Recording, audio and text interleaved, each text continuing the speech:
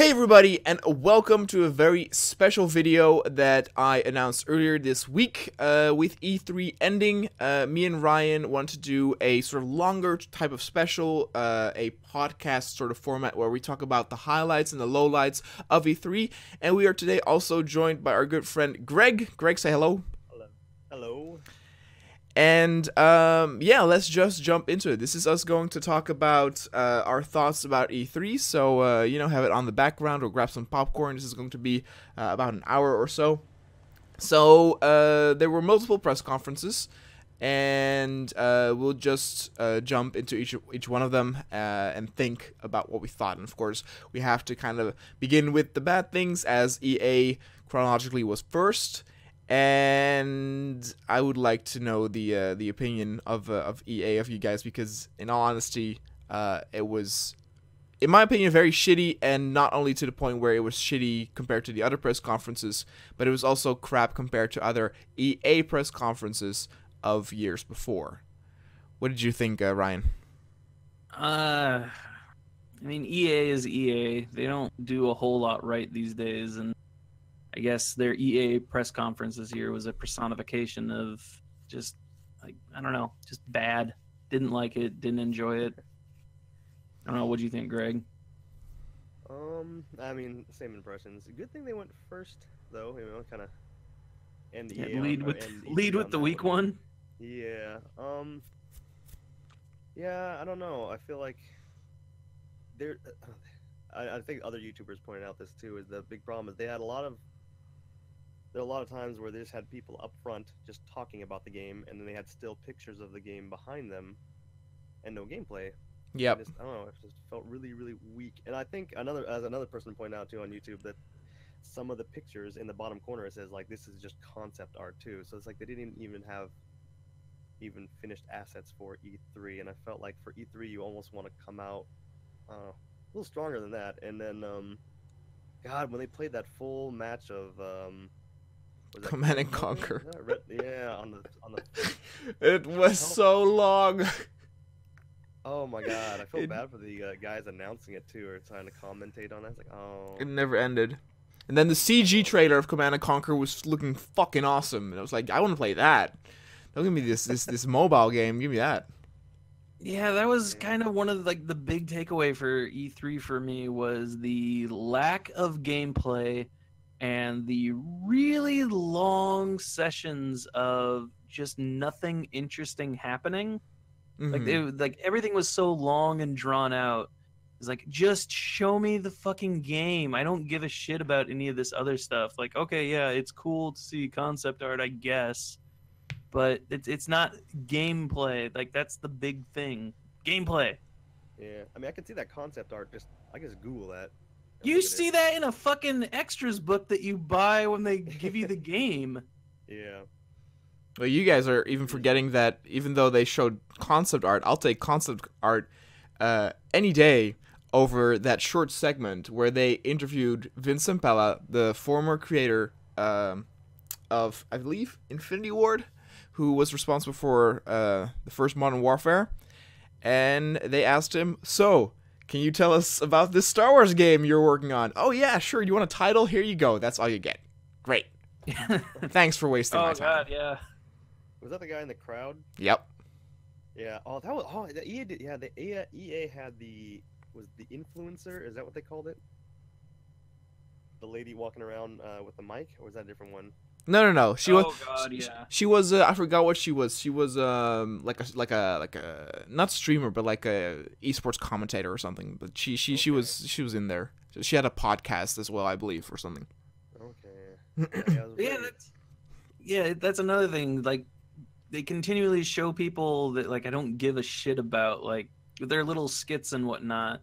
Like, not necessarily just EA, but like that came up a bunch where, I mean, granted it was during like the intermissions and whatnot, but they're doing like these stupid skits that are just so ham-fisted and cringy, and I was like, I don't care. Like, I'd rather there be nothing. I'd rather there be elevator music than two people I don't give a fuck about talking about Like, oh, let's take a look at what so-and-so has to say about something that has nothing to do with what this conference is about.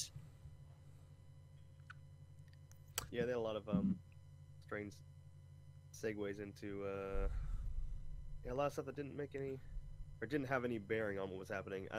There's a lot of sizzle reel like filler too. I don't know. Was that just me that I felt like that was in all the conferences. Kind of. There's some mostly for the indie. They always get that. But with the EA one, the mistakes I think they made, there was one. So the whole Star Wars thing fell flat. Not only did they only have the title reveal of Vincent Pella, but then afterward they announce their route for Battlefront 2, which of course got so much flack yet last year. They only show footage of the Han Solo DLC, which was already out for a week when that was shown.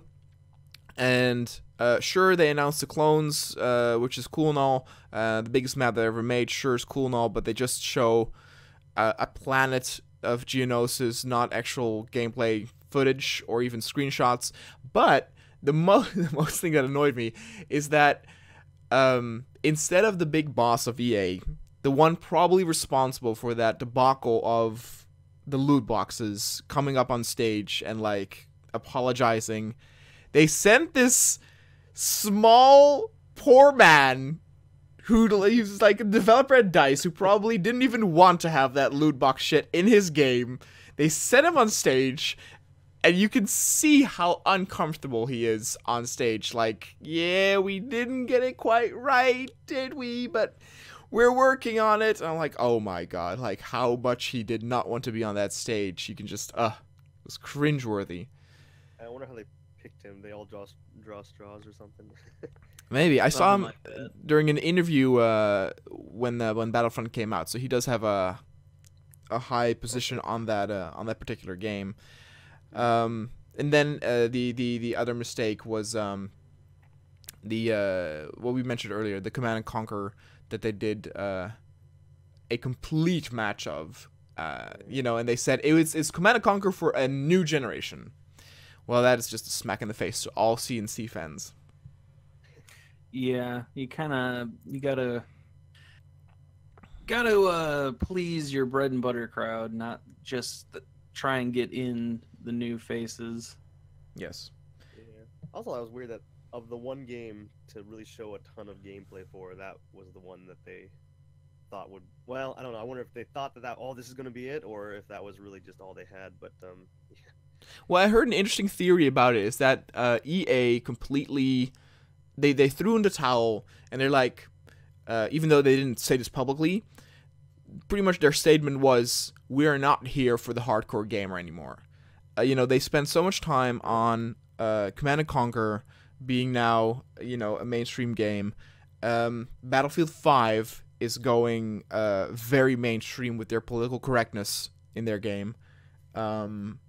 So, there's that. Also, even though it's the Microsoft press conference, I would like to quickly grab the Battlefield 5 single player trailer reveal thing that was that they said was going to be announced at Microsoft, and it was like a 30-second trailer. Like, it was the wettest fart you could possibly imagine for like a single player reveal or something. Ugh. Also, does anyone who gives a shit about the single player in Battlefield? That's so, I don't know. That seems so weird to me. Yeah, I think I played about 10 minutes of the, what was it, Battlefield 3 that we played together a bit? Or no, maybe it was me and Dan that played Battlefield 3 together. No, you and me played it a bit, because there was that part with the helicopter. Yeah, no, we played that, but I think the reason I bought Battlefield 3 way back when was my buddy Dan and I played it a bit. But yeah, I played it for like 10 minutes and I was like, okay, yeah, this is neat, but let's do some multiplayer. And I think that's been every single FPS game for like, I think since Xbox 360 came out. I was like, okay, yeah, who gives a fuck about single player? Let's get into the multiplayer. Like nobody gives a shit about single player anymore. At least when it comes to FPS games, Like fighting games, I want as odd as that might sound, I want some type of single player or arcade mode. Street Fighter V, we're all looking at you. Have you played the new Doom? No, I still haven't played that, but I've been meaning to pick it up. I think I only played the single player on that, and I think. Okay, yeah, but that's a different beast though. Like that's a game that's not meant to be multiplayer. I don't think multiplayer is the. Okay, let me change my statement. Games that are thought of as like we all think we hear Call of Duty, we think multiplayer. We think Battlefield, we think multiplayer. Doom, I hear Doom and it's like, yeah, it's single player. It's almost more of like a survival. Well, not, it's definitely not a survival horror game, but it's that kind of atmosphere. It's kind of like a doom and gloom. Jesus Christ, pun not intended. Doom and gloom atmosphere, and yeah, the single player ambience lends itself more to that experience. Yeah. Well, it goes back to that arcade feeling, right? Where they took out the need to reload. Like the guy doesn't reload, so that's why that comes up. But just before we go to Bethesda, where of course Doom Eternal was shown, let me just end also with their big thing to end with EA was Anthem. And I also think they made a mistake there where instead of showing gameplay or trailer, they had this weird formation where they had these chairs on the stage and they did this in-depth interview. And granted, the questions asked were pretty good and you would learn new things about the world story, blah, blah, blah. But you would do, in my opinion, you would do an interview like this in a separate item where it's just an in-depth interview with the creators for those people who want to know more. In such a press conference where you have a limited time, but you also need to worry about, the attention span of the viewers, you cannot just have people sit on stage and do this and show the same clip over and over and over again. Like, at least, compare it to, or pair it up with gameplay. Microsoft did that very well, where whenever they would go in depth a little bit with Dying Light 2 or Forza, a developer would come out, talk about it, but then also show what he meant or she meant by showing actual gameplay on the screen, and they didn't do this. And at the end they showed a trailer of Anthem, and it looked meh. The world looks pretty, but that's pretty much the only thing I had about it. What did you guys think about Anthem? I think that was the one where in the bottom corner of some of the screenshots that they were showing was correct me if I'm wrong, I'd have to go back and look too, but I think that was the game that had like, oh, these are not final designs or something like that. Correct. So that was kind of and then I think also I saw someone point out, didn't they have gameplay footage for that game was it last E3 or maybe I don't know, like they already had like gameplay footage out for it, and I don't know, it felt like even showing old gameplay footage probably would have been better than just showing the static screenshots. Well, they did end with a gameplay trailer here, but they did indeed also have a gameplay trailer of it last year, where they kind of showed also the facial animations. The big thing here is that they didn't really show a whole lot new, and in a after show I watched, someone pointed out something really interesting, which kind of you can only, well, you would sense if you watched it again, is that game also feels kind of mainstream, because if you look at where the enemies are shooting, in almost every situation, not all, but in almost every situation, the enemies are not firing at the main character. I didn't notice that part. No, it's pretty interesting if you rewatch it again, where they're fighting with turrets and the turrets are not fighting. Now, granted, it is a multiplayer game, it seems that they're doing, so they're focusing on one player, but the like difference in health is staggering, where one guy is just never being attacked. Is that what it actually is, or was that just made for, I guess? No, it's sort of like a Destiny killer, so it's like a multiplayer. Like the way they described it is there's the city hub, and in the city hub it's single player. So it will be instanced, and this is where you get your cutscenes, your dialogue, your storylines, and then whenever you get a mission, you go into the open world, and that is a shared open world where you can go in with friends and do raids and that sort of stuff. Okay. Destiny killer though, isn't does anybody even play Destiny anymore? I thought that game's kind of dead already. Yeah, I never played Destiny 1 or 2. It's just not my sort of thing. So I played Destiny 1, but I don't even think I got to. I don't even think I got to the regular max level. I know I bought the DLC for it, but I don't even think I hit max level for the regular campaign. Yeah. So all right. So before we had One second. Before we move on from EA, I wanted to go back to what you said about having the rando guy, the developer, come out and kind of fall on the sword and apologize. What would it have done? Do you think that could have gotten some goodwill back with the fans had the president come out and explained himself and acknowledged his company's fuck up? What do you think, Max? It wouldn't completely heal, but it would at least show a different side of EA, where I think some of us could indeed be like, okay, like, we'll give you another chance. Like, they've been messing up so bad, not only with Battlefront last year, also Mass Effect. Now they have Battlefield. And, you know, instead of, for example, the big guy at EA also came out. He was the guy doing the talk about EA having this, like, charity thing. And, you know, you could just see how frustrated that guy was. And again, like you said, instead of apologizing to the world, he said, like, look how good EA is by supporting charity and here, and you guys are assholes for if you don't like us because we support charity. And that's just not how you do it. I don't think it'll be completely healed, but if they just straight up said, listen, we messed up, I'm sorry, you know, it'll be different. Because it wouldn't completely erase the fact that we know that EA is kind of out for money grabbing in all their games. Because the thing, of course, and this is like 5 or 6 years back, EA announced that all of their games they would ever release will have microtransactions. And so, for example, with Battlefield 5, they said, don't worry, we won't have loot boxes. But it's already been revealed that instead of loot boxes, we will get airlifts. Now, these are all just cosmetic, so not pay to win, but they do have the randomness again of loot boxes. Yeah, but I feel as long as it's cosmetic and has nothing to do with gameplay, like, I think that's totally fine. Well, for me it's fine ahead. as long as it's not random. Like, the randomness is a factor where, oh, I didn't get what I wanted, let me buy one more.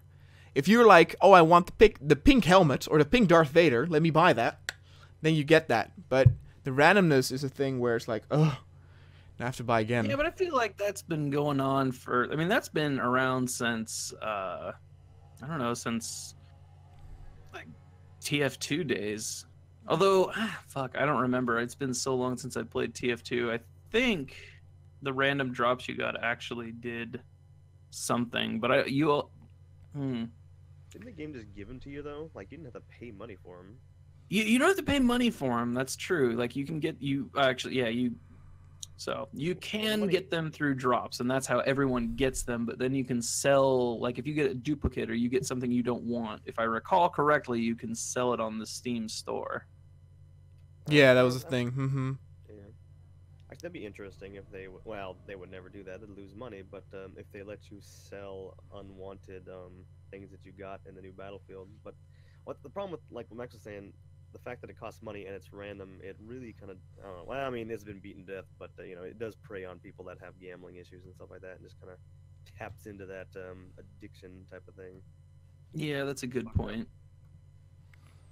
Really, the only way to get that goodwill back is just to kind of really ease off on it, but that's not something they would do. So Yeah, I mean, to ease off on it, and like, for me personally, I think if the president had come out and said, yeah, we messed up and we want to do better in the future, and we're like at least try to acknowledge that they're listening to fans or something. But yeah, like you said, none of that happened, and it just feels like like you said, they don't care about a core audience anymore. It's trying to cast the widest net, and there's the old saying, like you're never going to be able to please everybody, so why not try and please the people that it got you where you were.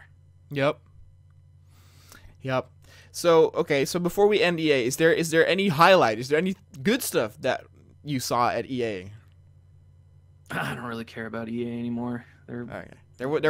There was for me. There was a game called Sea of Solitude, which looked scary and weird as hell. This like little monster girl in a boat, as like hands would grab her, and then this like Attack on Titan demon thing came and like tried to eat her, and this scary looking shark monster. I was like, ooh, this looks like something I want to play.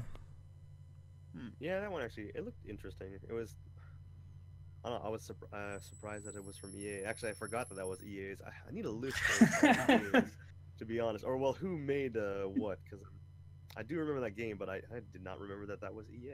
Well, that's, of course, their original thing. Like, they published A Way Out as well, the prison escape game, which I really loved. It's one of my top games this year so far. But the creator of that game said that EA gives them, like, 100% of their, like, the money they make in return, so it doesn't really have EA over it. I guess it's just kind of like to associate their name to good projects. You can't make good games yourself. Buy a studio that does. Yeah. All right. Then let's continue to Microsoft. Microsoft has won one hell of a long press conference. So much to digest. So long. What did you guys think? Greg, what did you think of the Microsoft press conference? Man. I hate saying I don't like Microsoft too much, but man, it might have been one of the better ones. It's more enjoyable than the rest. You know, they had. I think they've. I don't know. Well, I feel like they just did it right. You know, they had lots of gameplay and kind of the skits were to a minimum and stuff like that. Yeah, I mean, really solid all around. Yeah, I could not agree more. The even though I'm not a fan of Xbox, I don't have an Xbox. I don't really care for the platform. I thought it was really solid. It wasn't too different from their press conferences last year. But again, the speeches they did were, only 1 or 2 minutes. It was gameplay, trailer after gameplay, trailer after gameplay trailer. If there was in-depth talking, it was associated with gameplay on screen. There were surprises, games we didn't see coming, a good ending. So overall, very solid. The only thing, many of the surprises and things that made it good weren't necessarily Xbox exclusive. So even though I think it was a really good show, it didn't help me like join the Xbox camp anymore though. Ryan, what's your opinion? Yeah, that was the big takeaway for me was, and we discussed this before, I really loved the Xbox 360. I have tons of games for it. I have tons of downloaded games for it. Yep. But I had, from day one, I've had no interest in the Xbox One. It has done nothing for me. There's nothing I want on, like, I haven't cared about Gears of War since Gears of War 1. And their press conference, like you said, I think it took them a little while to get going, but once they got going, they had a really nice steady pace going through gameplay, going through trailers, but there was nothing there to draw me back into getting, like, nothing there that made me want to go out and buy an Xbox One. Mm-hmm. And I think that's what I think when you are in clear last place in the console race this generation, that's what your E3 showing should do, is want to get people to go buy your system. If for nothing else than to get people hyped for what's clearly going to be next year. They're going to be talking about their next gen consoles. Like we said, the next Xbox is probably going to be announced. The next PlayStation is going to be announced. and get your foot in the door early, get people interested. And I don't feel like Xbox did anything to get me interested. Yeah, it's actually good that you say that because I was listening to several shows where indeed like Xbox One has clearly lost the console wars of this generation, and it's now to the point where it's so late where they said it would not really be logical for Xbox to now still really try their best to get people to buy their consoles, because it is at the end of this generation. So like you said, like they should try and get people hyped early, to get on that train early, to get the ball rolling, and hopefully with their next Xbox do better. But I guess we have to wait for that next year. But for me personally, I felt that they weren't really pushing the console this hard, but instead they were pushing the Game Pass harder. The thing where you pay I think $15 a month, and it's like the Netflix for the games that they have. I think one thing they could have done that I heard somebody talk about, and I don't have any idea what the logistics of something like this would be, but something to get people hyped. Because like I said, I loved the 360, and somebody had thrown it out there that I think it was the CU podcast. They were talking about it with Pat the NES Punk. He said if they had announced full backwards compatibility through emulation, that would have I would, if they did that, I would probably have already bought an Xbox One. Actually, that'd be kind of nice. Actually, see, exactly. Yeah, it's something to get excited about. It's something to move a system, and it's something that like I said, I don't know the logistics behind it, but if it's through emulation, I don't think it would be that hard. It's something you can do through a software update, if I'm not mistaken. Someone can correct me in the comments, but yeah, I think it's something that's totally doable. And like just now, like I would have already gone out and bought an Xbox. Greg would have at least been interested in it. What about you, Max? Would you have been interested if they'd announced full backwards compatibility?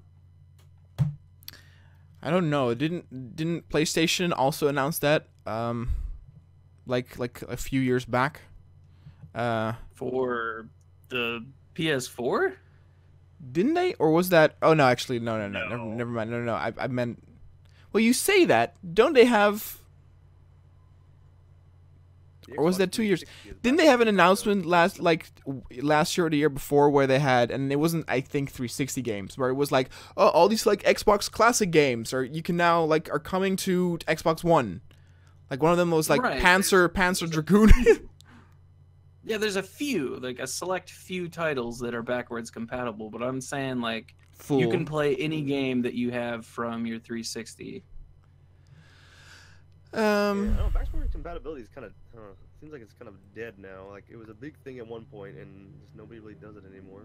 Well, I guess it should be in its standard. Like the 360, like you said, had it where I could play I would say 90% of my regular Xbox games on it. And some of them even got upskilled, like the Halo one. So I just think it should be in its standard, because otherwise, if you sell your old console, if you put it in the attic or something, you have no access to all those games you own. But it's not necessarily a future that makes it or breaks it for me to in order to buy it. Well, I mean, if you have a gaming PC, and I'm looking through the list, all their games that they announced are also on PC. Yeah, but that's something I thought was awesome. That's why actually they won the press conference for me 2 years ago. Said, it makes you don't need an Xbox One then. If you I know. No, it's not awesome for them. It is awesome for me. Yeah, well, that might be why they're selling, because the Game Pass, does that work on PC too, or is that only Xbox One? That I don't know. If it's only Xbox One, then I don't know, maybe, because then that's like a special service that Xbox One offers that the PC does not. But then I don't like I said, I don't know if it's on both. And then I'll add one more thing, Ryan. So on the PS4 right now, you can buy, I think PS2, you can buy PS2 classics through the store. If Xbox offered Xbox 360 classics like that, would you like that, or would you just want to be able to play the games that you already bought? I want to play the games I already bought. It's a nice novelty to Okay. to So not just buy being able to like play the the older games, but games. all right. So not just being able to play those old games, but the actual just okay, the games I bought before still have value kind of thing. Yeah, exactly. I mean, so I don't know why I feel this way about it, but so playing a PS2 game on your PS4, like that's 2 generations ago. Something Yeah. like that, I don't have as big a problem with. I guess it's because I bought it longer ago. Oh, or maybe it's like because yeah, like there's like on my Vita, I have tons of PS1 games on my Vita, but those are from like the 1990s, and I feel like yeah, I mean I don't. I'm obviously living in Japan now, and PS1 games are back in America. So it's a nice way to have access to those again. I realize that's a unique situation, but I also feel less shitty about it's like, okay, I bought these games a long time ago, and okay, I'll pay $6 to play Final Fantasy 9 again, sure. Whereas, okay, I bought a 360 game a few years ago. Why am I paying for it again? Like I feel like backwards compatibility, like Max said, backwards compatibility from the previous generation ought to be something you get out the box. But I mean, I think in the time we live in now, that's just never going to happen anymore. And I guess, well, I don't know if it's through emulation. I don't see what the fucking problem is, but They through wanna. hardware, I can see it being an issue. That's extra chips that you need to put into your system, and the systems are already big as shit now. So I The can problem see with that emulation being an issue. through software is it. That's more Yeah, of a man hours thing. You have to test yeah, like everything because I think with the Game Boy Advance when they wanted to make it backwards compatible for all the Game Boy and Game Boy Color Game Boy Color games, they actually physically went through and tested every single game physically on the system to make sure. And I think the Xbox 360 had that problem too, where it was backwards compatible with most Xbox games, but then there was a good number that weren't, and then I don't think they ever fixed that, did they? No, there was I don't remember which games, but I had like one or two games that I couldn't play on 360, but it was like it was okay. I was fine with that. They were like obscure games or something that I couldn't play, but most I Okay. could. so it's a man hours thing. But just okay, so we all had 360s back in the day, and now none of us have the new Xbox, and now it took Max forever.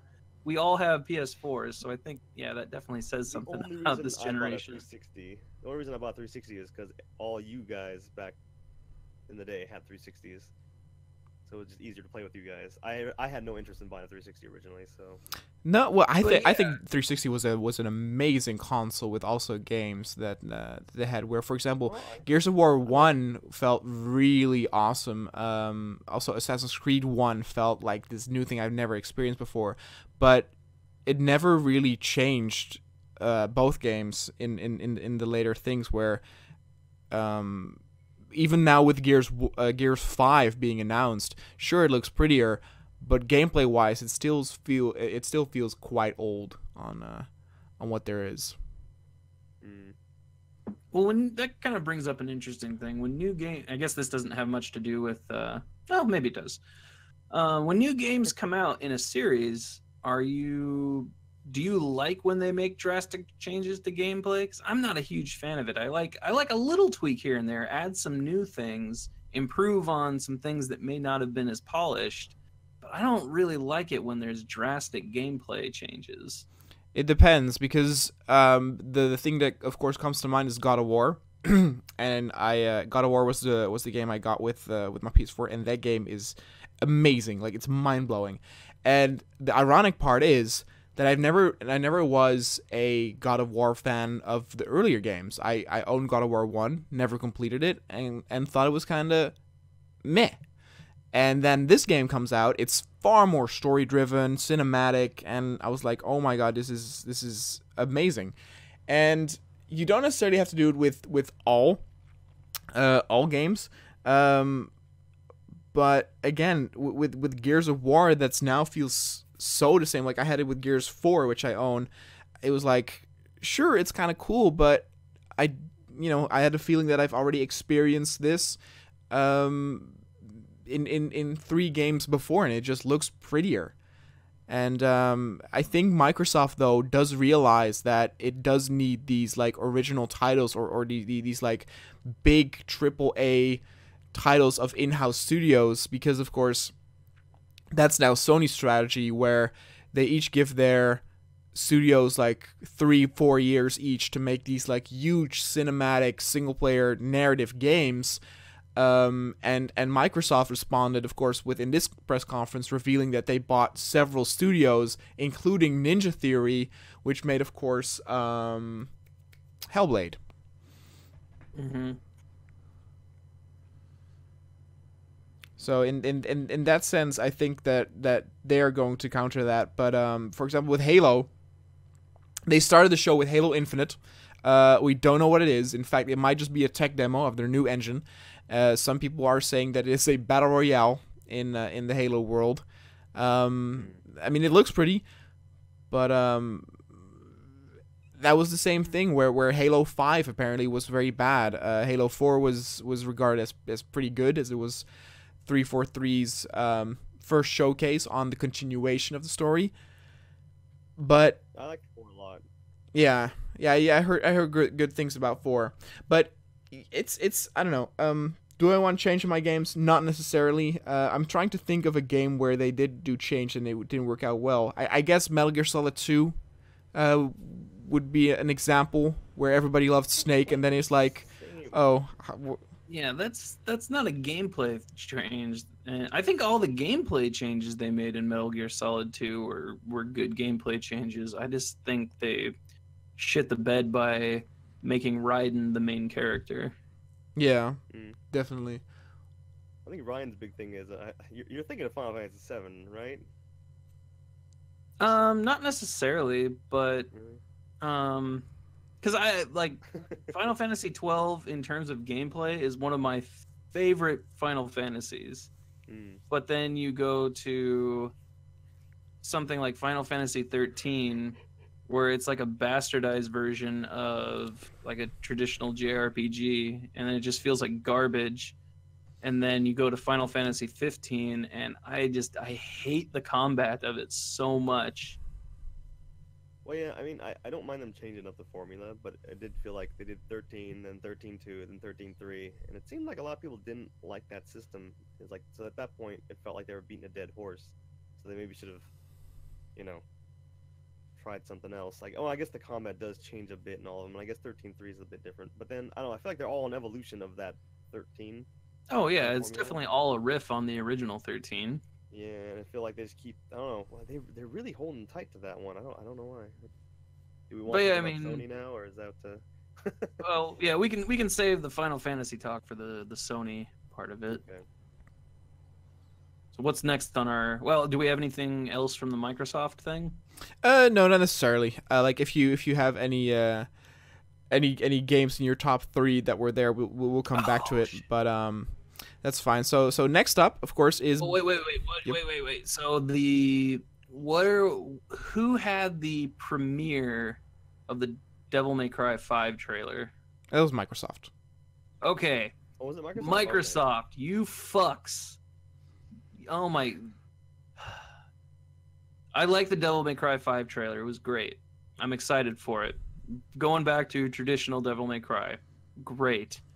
Why would you zoom out when you have the reveal of Dante being in it? Like, you zoom out to a wide shot of they zoomed out to a wide shot of the fucking screen. Like, that's who we want to see. Yeah, we're excited to see what's the main character from Nero.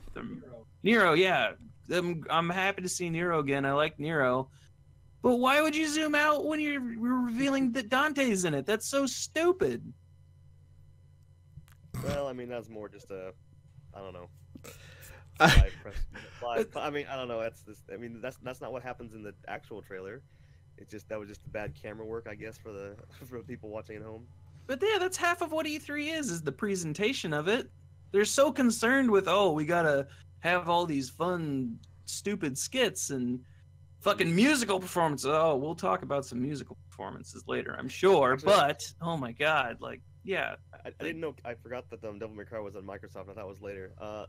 Capcom, it's just me. They're really bad at facial animations.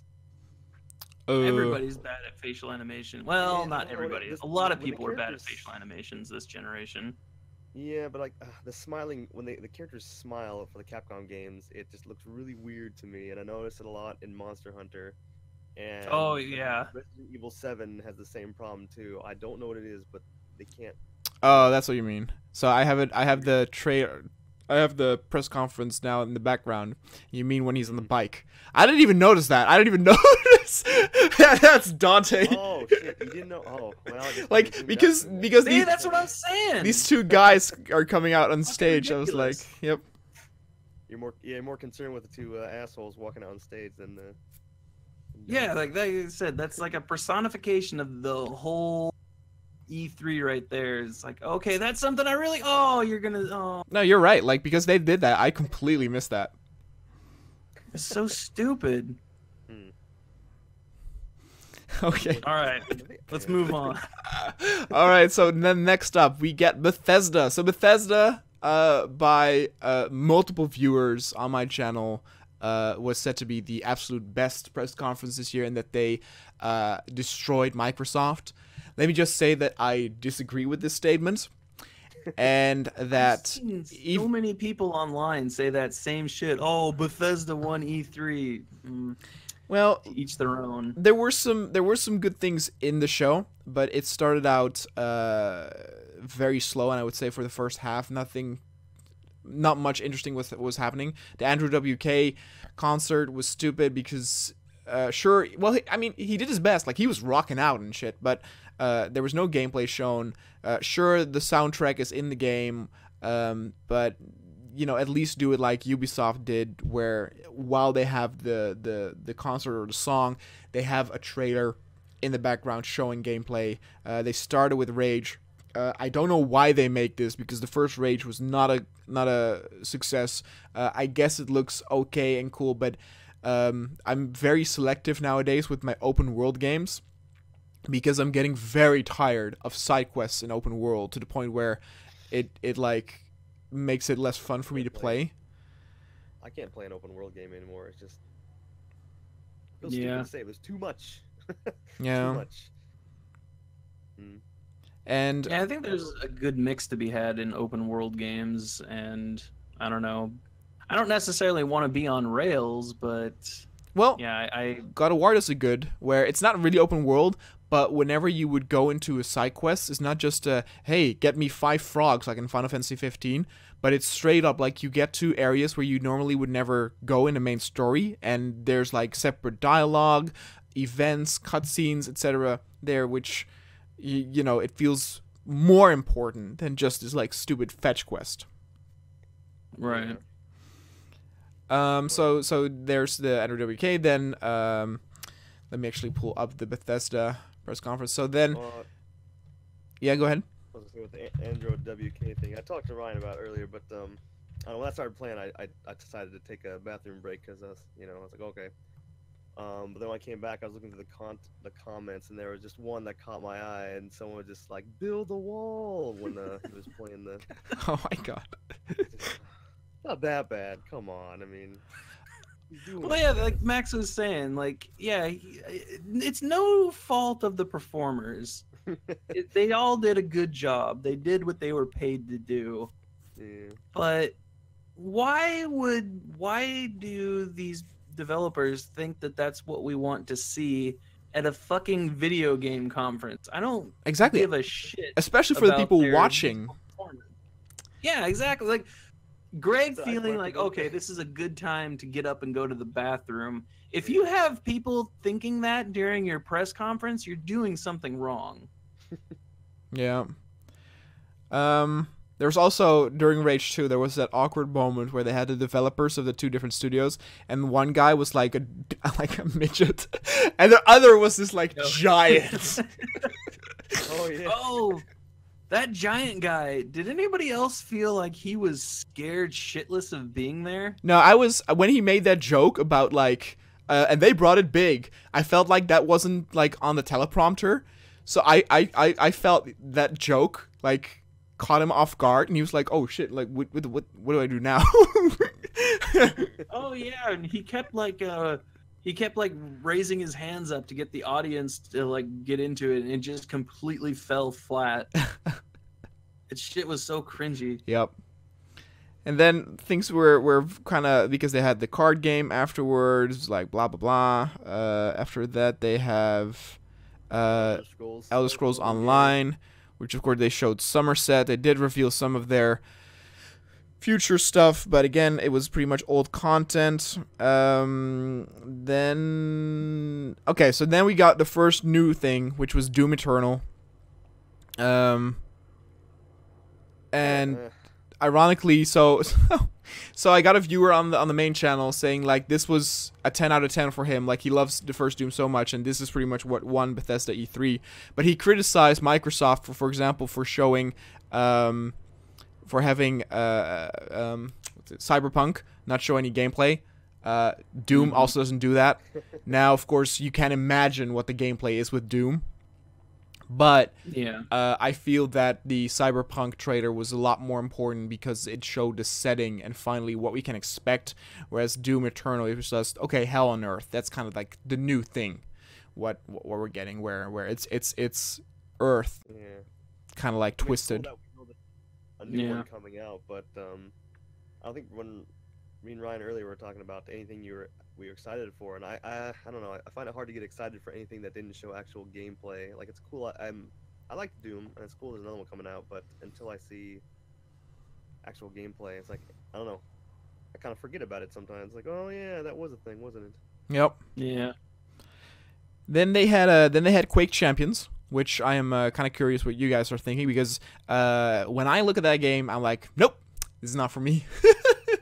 Too I quick. actually love the shooters, but I don't want them. It looks like they're adding abilities to the characters, and that's I don't know, feels very. Yeah, that's the impression I got too. Was it seems Yeah. like it's trying to be like that's a big problem with we're seeing it right now really with the battle royale theme. Like everyone like PUBG took off, and now everyone's trying to copy PUBG and Fortnite by doing some type of battle royale shooter, and that's like a constant problem I think recently with game developers is something big comes along and then everyone's trying to emulate it, and it's just I don't know, leaves a bad taste in my mouth. Like everyone's trying, like like they're trying to copy chase those trends. yeah. It's like, it's like I don't know. I feel like it had a good niche as an arena shooter because there's really not any anymore. And, Yeah, exactly. Like it felt like okay, Max now was they're saying. they're going this way with it, and like, that's Well, yeah, that goes back to catering to your core audience. There's still, I think, a decent community for Quake, but why change it and alienate your core audience to try and cash in on something that might work? yeah. I just Well, 'cause I don't feel know. like to me, if I felt like if I was still really into that, I probably would stop playing it if that became the big change. Because the reason you would play that Quake Arena is because you want an arena shooter, not a weird like battle royale class-based kind of game, and it just kind of it's not the same game anymore basically. So Yeah, I've never actually like I remember I played the original Quake. I played a little bit of Quake Arena, the original one, and I had fun with it, but I never really got super into Quake. What about you, Greg? yeah, that was my jam back in the day. But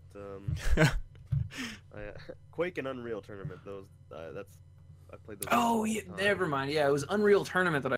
Sorry, not Quake. Okay, I played the original Quake, and then I played Unreal Tournament. that's like all I played when I was back in high school. Just those types of games, and I mean, well, I really like those games, but then when the new one came out, I played it for a bit, and I did really enjoy it, but I just didn't stick around, and maybe that's why they're going with trying to chase that Fortnite crowd, because the people that liked it just don't stick around as long. Maybe, I don't know. It's actually interesting that you're talking about how they do this to please a different crowd, because that is a good segue to the next thing, which was Prey, which of course also was not a big success last year, and now they have a new mode that is literally the prop hunt mode from Gary's Mod that's so popular on YouTube. So, and granted, I do like that mode, and as the people that hide as certain objects can be enemies, there can be a little twist in there, but it felt a little forced for me to like still save that game, where it just wasn't a big success.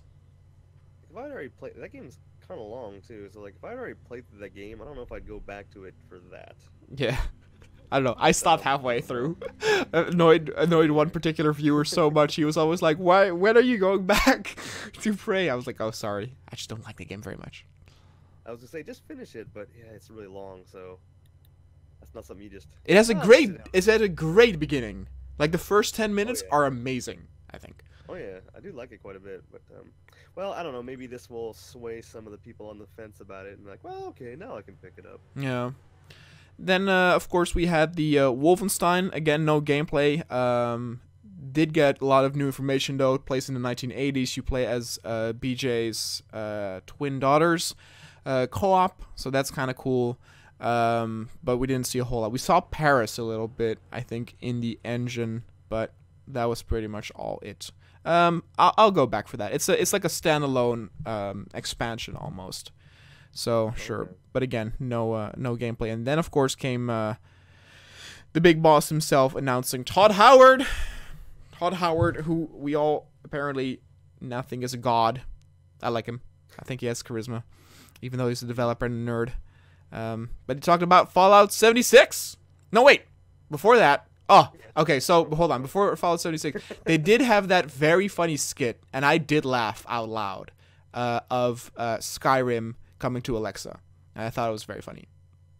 Okay, yeah, that was one of the few that I thought was pretty good, but that's because you had real actors like doing good dialogue. It was a good premise. It wasn't some cringy shit where you have two nobodies sitting in theater seats with the "Hey, let's check out this." Yeah, I didn't see that, so I have no reference to that, but you guys know. It's fucking horrible. But no, yeah, I really did like the Alexa thing. That was pretty funny. And apparently, it's actually there. Like, you can get it on the Alexa. I don't know how or how it works and stuff, but apparently, it's a thing. Okay, that's kind of cool. Crashes. So yeah. So after that little skit, they came with Fallout 76. Of course, the reveal was happened during the Microsoft press conference, but it was not revealed that it is a multiplayer game. Sort of like a survival game in the terms of like Rust and Ark. And though I do like those games a lot, what I was a little bit disappointed to find out afterward is that apparently there are like no NPCs or quest givers. So if you would play this game single player, it would be very monotonous. Kind of like most survival games are nowadays. Like you can play Ark single player, and ironically, Ark is not a good example because I actually also really like playing Ark single player because you can. Usually why these survival games are you know, kind of boring single players because, you know, you're by yourself, there's nothing happening, or you're too weak to like do raids or dungeons. But the thing with Ark is you can tame dinosaurs and you can create this like AI dinosaur army and then have them fight at your side so you're as strong as you were with like, you know, AI or other players. But basically you don't have that in Fallout 76, so you know it'll be a very boring experience. But what do you guys think about 76? One of the things that the criticisms that I had heard was, since other people can affect your game, and this is, I think, all speculation, but you could have somebody launch a nuke at something and totally fuck up one of the points in the game. Correct. And I don't know. I don't necessarily like that. It seems like it's like you're opening yourself up for a bad time there. Yeah, that's what I heard too, where people say like, I do like playing with other people, but the moment that they can like ruin your experience, that's when it's like a big no-no. Like, they don't mind sharing a world with others, but the moment they can influence the fun you're having or your progress, that's when it becomes a thing they don't like. Yeah, I mean, if there was a better maybe single player alternative mode or something like that, it might not matter as much. But yeah, since that is the mode, so also very Fortnite-y. I don't know. I don't know how everyone else feels about that. Maybe that's a plus, or maybe it's a minus. Fortnite-y? You mean like with building stuff? Or what? Yeah, you build your fort, and you got all your people. Well, yeah, because other people can come and destroy your shit. You know, you got your base with your team. Have you played any survival games in the past? Rust, DayZ, Ark? Yeah. I like DayZ. I have not played Ark. Okay. But I've yeah, been wanting to it's get fine. into DayZ, but I just never did. I'm really bad at it. I know that. I don't think anybody. Well, there's like a very select few that I think are really good at it, and then everyone else is garbage, probably. Yeah. Well, I think with the new Fallout 2, isn't that like seamless? Like people can just enter your world and then kind of pop out of your world. I can't remember exactly. Yeah, and even if you play single player, you also need to be online. Yeah. So people can just kind of come in and come out and. I don't know. I was never a big fan of the other Bethesda Fallouts, so I'm pretty neutral to the whole thing. I don't know. Yeah, I'm kind of in the same boat. I've never been. Vegas, I think, was the only one I really put any time into. How about you, Max? I did like them. I played Fallout 3. I completed that one. I played New Vegas for a lot, but never completed it. And I played Fallout 4 for, I think, 25 hours, which I liked. But here, again, Do you like the new direction, then, for 76? No, well, one thing, Bethesda's always good at doing single-player RPGs. And the interesting there is usually I always think with the Fallout games or Elder Scrolls games is that the main quest doesn't necessarily interest me that much. Though sometimes those missions are the best one, but their open world that they create is interesting enough to where I do like that type of open world gameplay where.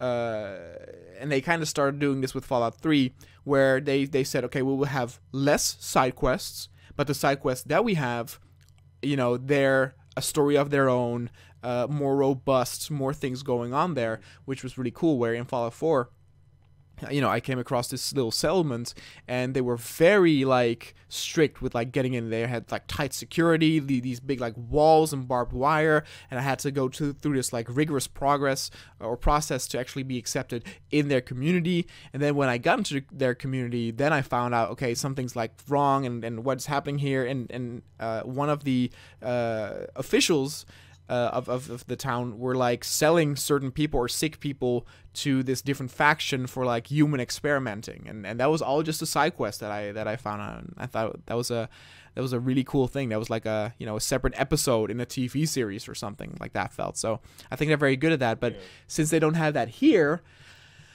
meh. I think I will check it out, but it's not on my top 3 of games.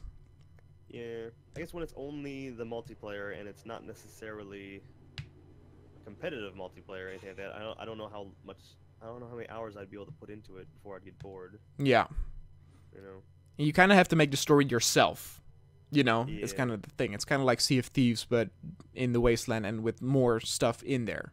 That's something I do trust Bethesda in it. I mean, in the trailer you already saw, multiple enemies, big enemies like bosses and shit. So that should be cool. But yeah, I don't know. And then of course after that we had 2 more reveals, which I was like, oh, okay. I mean, I'm excited for them, but we didn't see anything. First was Starfield, which it is good now that it is absolutely confirmed that they are making that game. But all we saw was this star in space, the space station thingy, and then they were like, but wait, there's more. And then they were like Elder Scrolls 6, and people lost their mind. They were like, ah. And it's like, well, you lose your mind for a fucking title screen. I mean, I read it's it's in pre-production now, so I was like, well, you can enjoy that game in 5 or 6 years. Yeah. I hate that. It's like, oh, that's. To to me, that's nothing to get excited for. Almost, I'm like, oh, okay. I mean, you should already know that they're making another Elder Scrolls. Yeah. Without them having to announce it. Show me when you have something to show, kind of. Yeah, like Elder Scrolls is a game that doesn't, especially with the success of Skyrim, like, you know there's another one on the horizon. Yeah, show me, yeah, like Greg said, show me something when you have something to show me, not a fucking title screen. Yeah. All right, so that was that. So we're skipping over the awesome cell phone game there. Just Blades. Awesome Yeah, cell no, phone. fuck that game. Oh, oh, actually, I will say, do that with a cell phone game. I'm not gonna play that shit. I know that Well, I'm trying much. to think, I feel like most conferences they all had at least one big cell phone game, unless I'm mistaken. What was Ubisoft's one? They have one? Oh, maybe they didn't. Okay, maybe it was just the two. one thing that, because I remember, and I guess they did this with Okay, Fallout right. Shelter when they originally announced it, like, you can play it today. That was actually something that got me kind of excited with when, because I mean, I have my Switch. I don't have a ton of games on it, but when they announced, like, oh yeah, you can play Fallout Shelter on your Switch now, and you can download it tonight. That got me kind of excited. I was pretty pleased with that. How do you guys feel about when they announce, even if it's something really small, when they announce there's something you can play, or like you can play it tonight? Oh, I think that's good, and that's always what E3 does. Like in multiple press conference. I mean, I gotta even give credit to the EA press conference where they had Unravel 2, and they said like it's out today, where it was, it was revealed there as well. So that was really cool. Ubisoft had the thing, of course, where you could buy and you can still buy or get, I should say, the starter edition of For Honor for free, which contains the whole single player campaign and multiplayer, just with like basic classes though. But I sure as hell use that to get that game for free. So I'm always a big fan. Like sometimes there's also like demos. Like last year Bethesda did the thing where if you wanted to play Doom, you could play the whole first level or first hour or something for free during the week of E3. So I always love the things they do at E3 where it's now available, or like there's like an open beta or a demo you can check out. So yeah, I think it helps add to the hype too. Yeah, the demo thing, like I feel like demos aren't a super huge thing anymore these days. I'd be pretty pleased when they announce stuff for like, oh yeah, you can go play the demo of it. Like I think they did that with Marvel Infinite a year or so ago. I didn't play that game. They should do demos though, because now of course what's really popular are betas, and I noticed from people's reactions that they considered that a demo, whereas that's not the function of a beta or a beta. Well, that's become what a beta is these days. I know, but that's not what it's stupid. supposed to be. I don't like it. Yeah. I remember people getting really mad about some of those betas, like, "Oh, what is this? It's all broken and janky." It's like, 'cause I think, probably because they are thinking of it as a demo and not a beta. Yeah, I remember that. That was a big problem when I got a beta invite for God damn it, World of Warcraft, the Lich King. Yeah, I got a Lich King beta, and yeah, like so many people treated that like it was a demo for what's coming in Wrath, and it's like, no, like that's not what this is. Stop. Why are you complaining about shit being broken? Like that's what we're doing. We are testing the game to see what works and what doesn't. Yep. Like you had so many people that were like, "Oh, why are the servers crashing?" It's like, because it's a stress test, dum dum. Yeah, you see that one a lot actually with the beta. It's like, well, they can't even get their servers right. I don't know what they're gonna do when the game comes out. It's like, well, I don't know. All right, so most of the eShop games for Nintendo have a trial version, don't they? Oh yeah, yeah. Most games have, at least Demo on there. Nintendo. Yeah. Sorry, Max. What was that? no, I think we are done then with Bethesda. So we'll go to Ubisoft. Now you did not. Did you watch Ubisoft, Ryan? I don't honestly remember. Okay, well, it's to be honest, it wasn't bad, but it also wasn't like super great. They didn't really have too many surprises. It was very safe. This was the safest one where they had their thing like they did always. They started out really weird with this like sexual panda. Like I thought I was like losing I my don't think mind. I watched that then.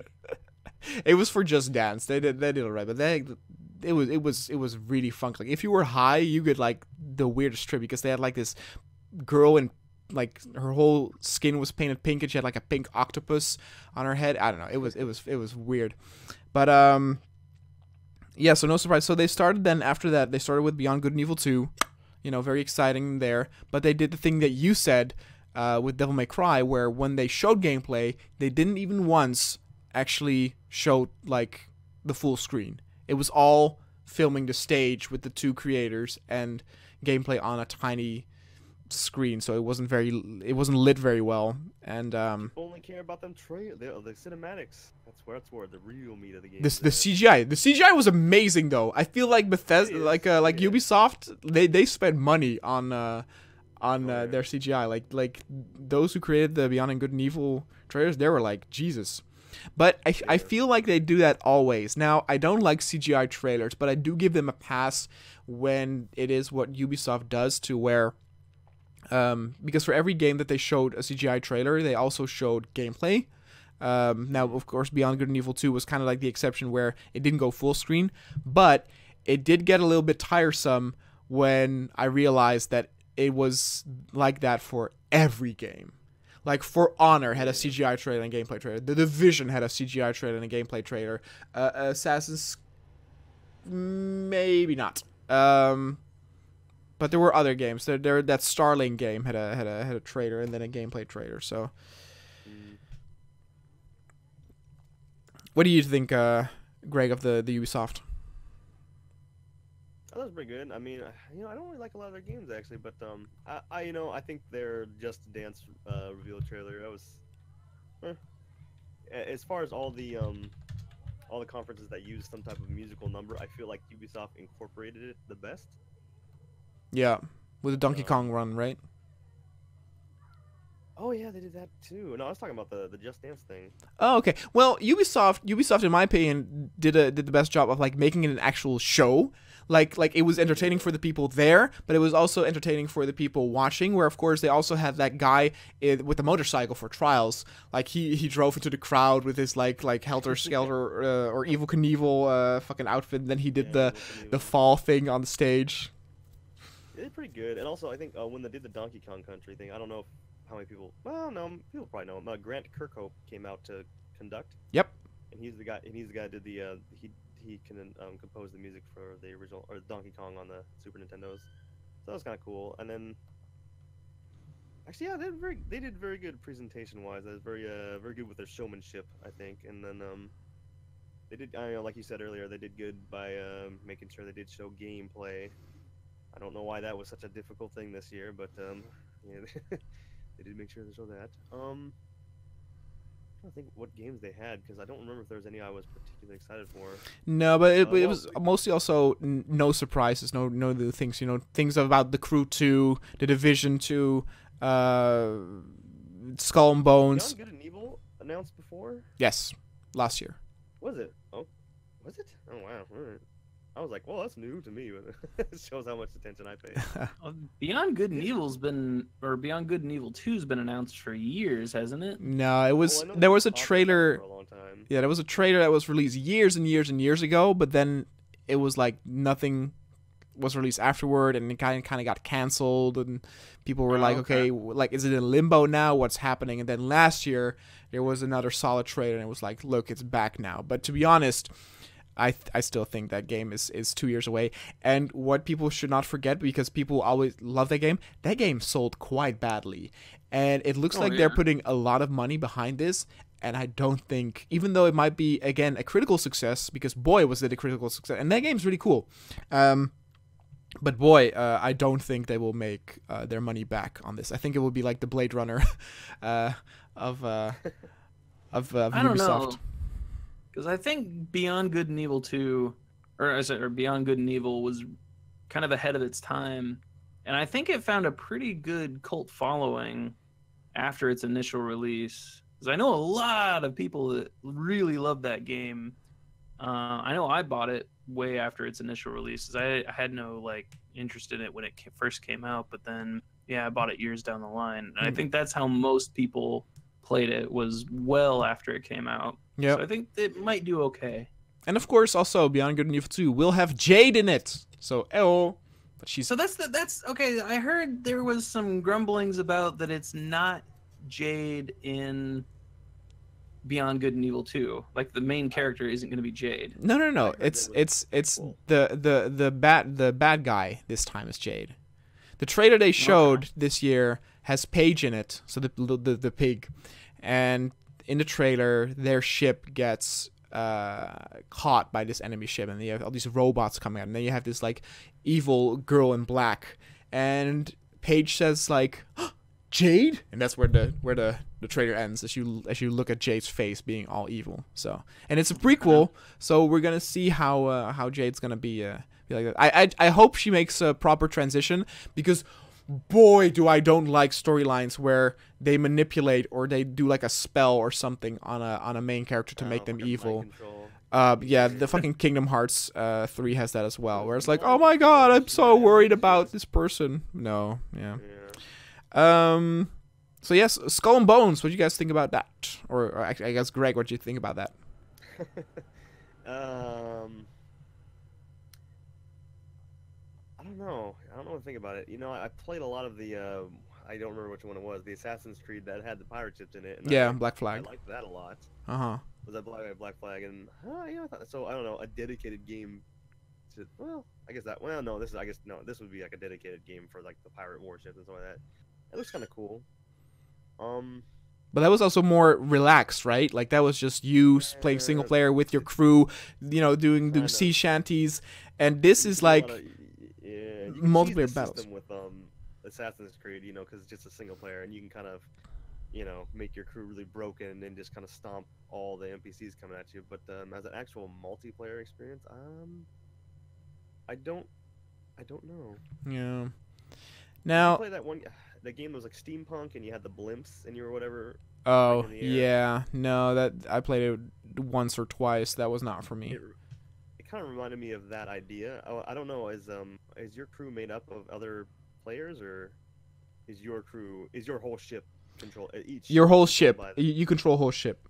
Like you switch between the different functions.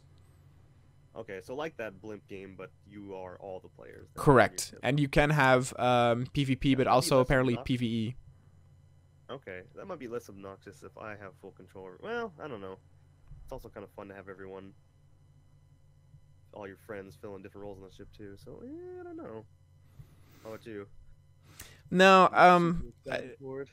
it's because it has such an emphasis on multiplayer. I already don't necessarily like it, and especially PvP. Maybe PvE is fun, but yeah, no, it's not my thing. Again, I think Black Flag is cool because.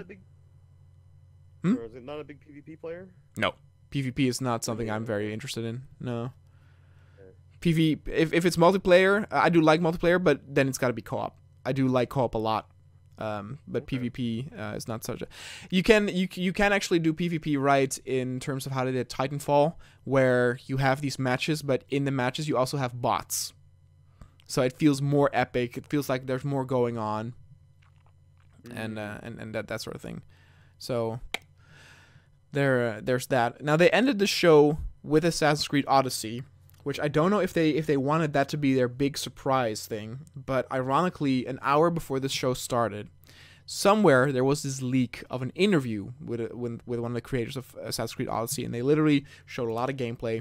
So a lot of the stuff they showed, I had already seen. And so the thing with Assassin's Creed, I'm not a big fan of that series, but because the setting is so drastically different every time, I do...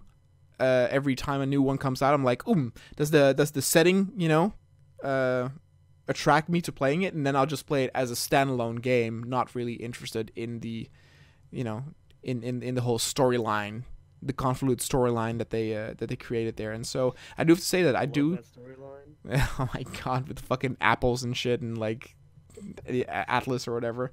But I do like Greek mythology and the Iliad and stuff, and then Battle of Troy and the Odyssey are a few books that I actually read back when I was a teenager. So I was like, well, this does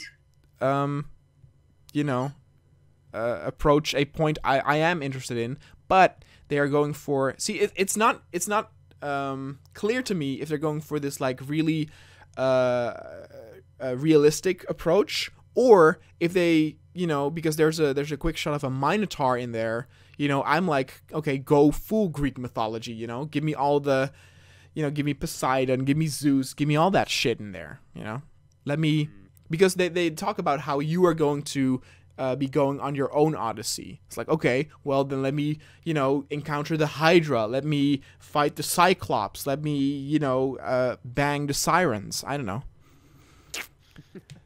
Bang the Sirens. Yeah. That'll lead to death.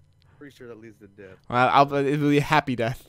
I'll die with a smile on my face and a girl on my dick. As long as they got them titties in there, Max is happy. I heard Origins had tits, so I was like, oh, maybe I should buy that game for that, but no, I didn't. So yeah, so again, Ubisoft, forgettable, to be honest. It's not bad, but also nothing new, nothing special. So forgettable. But again, they put on a good show, but yeah, I guess the games. Yeah, no real surprises. Yeah, like, oh, okay. Actually, it's kind of a shame because I felt like they did put a good show on, but then because there was no big reveals, it fell flat afterwards. Yeah, well, at least I don't know. They did that to themselves as well, because in the previous years they always had this big thing at the end. Like last year it was Beyond Good and Evil 2. The year before that it was, I don't know what it was. It might not Rainbow Six, maybe Watch Dogs. No, I don't know. Anyway, the Watch Dogs, Rainbow Six, those type of games, they were always like the big last reveal where it was like this new IP or this resurgence of an older title. So that was always cool. It might have been actually the Division that they showed, but safe. So then we'll head to the final press conference, the big one. I know Nintendo, of course, is also there, but the final big interesting one for us, which was Sony, which also I heard mixed reviews by. There are people who really liked it, and there are people who felt it was really awkward. Now, I fit in the camp of people who thought it was really awkward in terms of presentation, but the games they showed were cool, and the approach that they made with the games was good, I thought. But it was just with the introduction where they were in this church, and it was all, cool and stuff with the first game they showed, and then they had this fucking 10 or 15 minute interlude as they tried to get all these people in the next hallway, and they just lost my interest so much. Oh yeah, they did not think that through. I mean, it was a cool idea, but they really did not think that through all the way, it seems. No, even to the point where I noticed that it took longer than they thought to get all those people to move, to where those guys at that panel, you could see at their faces like, oh, we need to improvise. We need to stall for another few minutes. Well, there was that, but then that's the one where the music performances really got under my skin. Like, the whole, like, it's cool. Okay, I understand. Pick your banjo, whatever. But do like 30 seconds of it. Like I said, we all know the theme for The Last of Us. So like do a little 30 seconds of the theme, cool. Then show us some fucking game. Like that was like a whole fucking song. I don't care. Show me the games. I don't care about some guy on a stage picking a banjo. Well, they could have at least put something on behind him. Exactly. Just him. Yeah, it was. Yeah, it was like, yeah, for for everybody, for the viewers at home, it was just shots of a guy sitting on a stage playing a banjo. Nobody cares about that. Yeah, well, like Ryan, if I have been drinking a lot that day, I need to go to the bathroom. I might need a break. Maybe that was their intent. Yeah. I mean, with Ghost of Tsushima, they had the guy playing the flute, and they had the whole like grass field behind him, so that was cool. That was still a very long song, but at least their approach was a little bit better. But Not by much. no, If it was shorter, it would have been a lot better. Because I did well. That's what I'm saying. 30 seconds. Okay, that's neat. Move on. Yeah. I don't need to hear a whole song of some guy tweedling away on his flute. yeah. Now Where do we live? It's every day. they did, of course, already make it public that this year, you know, where Sony was so bombastic the years before, they would only focus on 4 games. And, you know, in my opinion, that's because, of course, it is the end of the generation. Like, basically, if you own a PS4, you know, these games that you saw in this show is still what you're going to be able to play until the next one is announced. So I thought that was a humble and good way to do it. And of course because of course they had so little to show, we can go through all the games quickly, especially because 3 of them we're talking about. Beginning of course with The Last of Us 2. Ellie, my girl, she grew up. But where my main man Joel? Joel, where you at? Troy Baker, where you at? Boss of the whole area, it sounds like. Oh gosh. As long as he's not a bad guy, like don't make Joel a bad guy. Well, no, I'm saying he seems like he's the boss, not the boss, but I think he's dead. Isn't he dead? I didn't see him at all in the trailer. No. About him in the trailer. Like in the trailer. Oh, did they talk about him? With the Asian guy? It was like, hey, your old man laid into me today. Well, okay, I assume that was talking about. Oh, okay. That would be. Okay. That's fine. So, there was also the kiss, which I didn't mind. I thought it was actually a very romantic scene and well done. And I thought that this is how you do you approach a subject like, for example, homosexuality, and not like fucking DICE did or EA did with Battlefield 5, where it's like, we need to include everybody in World War II and that sort of stuff. Right. This historic thing. And even the kiss went so much that it even got like international news. Like it got a separate thing in the Dutch news. And I was like, do we really need all this attention? It's a kiss. They love each other. It's a romantic scene. Come on. Can we continue? That's actually what I really liked about it was, and I like you said, I think that's how you do something like this right. Put it on there and let it be what it is. Don't have, like, after your press conference, don't sit there and pat yourself on the back and be like, look how diverse we are. Aren't we great, guys? We're so progressive. We're awesome. Yep. No, just put it out there. Let it be what it is. You just don't talk about it. And it is. No, that's the thing. You act like it's normal. Yeah, exactly. That's exactly it. Act like it's a normal thing. But when they pat themselves on the backs on it about it, it makes it feel like, oh. Yeah, it feels forced and like stupid. It is, yeah, so you're telling me that it is a really odd thing, and that is that what, you know? I don't know, that's the message I get from it. And they did it with the first game too, with that character that a lot of people, or not a lot, but I have read people saying that they didn't even realize that the one character was gay. Well, they had a DLC for Ellie. I mean, she talks in the dude Bill. Bill? Oh, that guy. Oh no, Oh, I know because she's watching like Nudie Max or something, right? And it's like all these like guy Nudie Max or something, right? Yeah. They don't show it to you though, and I have come across people they're like, what? He was gay? Yeah, no, I thought that was funny. I mean, another thing, but it, like, I thought that it was done very well in that game. Yeah. But here, so you remember it. So what? Well, getting away from that part of it, yeah, the game actually, like the environments really, like the environments in the original one blew me away, but like they've really upped their game. Like it looks like you're walking through a goddamn forest. It looks great. You can hide in the bushes, and it doesn't. That's one of the things about something like Monster Hunter, which isn't striving for super realism, but it's like, okay, you see a shrub, you know it's meant for hiding. But the entire environment looks alive and real in The Last of Us 2, it seems. Yeah. I mean, animation-wise, I mean, Last of Us 1 already had amazing animations, and this one's even better. Like, the moment where she runs into a store, and so it was clear that the AI lost vision of her. And you already have that to where it gets triggered to where, okay, now the AI is sort of like searching for you, so it goes down this pattern, right, of looking behind corners, etc., etc. Usually they just have their guns pointed forward and their bodies move, whatever. Here they did the amazing animations of like one looks right and one looks left. They have their weapons angled towards the corner that they're looking at. So I thought that was very impressive. And I mean, the hyper violence that they showed was insane. Oh my god, I loved it. Yeah.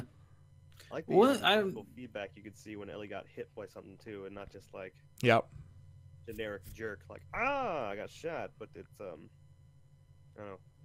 I'm curious to see how it translates into the real game, because I remember being completely blown away by the same type of things in the original Last of Us trailer, where it looked like very similar. Like I was very impressed with like the movement of everything, but then when you got to the actual game, and to preface this, I love the shit out of The Last of Us, but when it comes to the enemies, like that game is completely based on like enemy like pattern cycles. Like nobody really deviates from any kind of pattern. Mm-hmm. Yeah.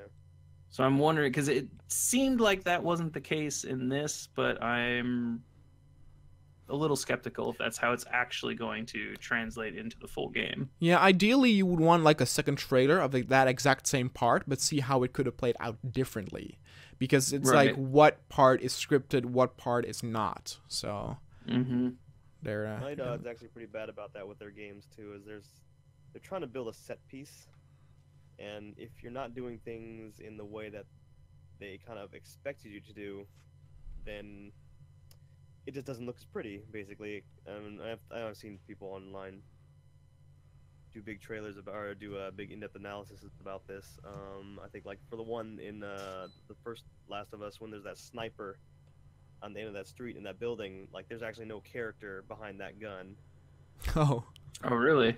You cannot kill the sniper any other way. You have to go to the room, and if you look in the room before you go in there, there is no character model in there. But then once you walk in the room, he kind of spawns in and tries to grab you from behind.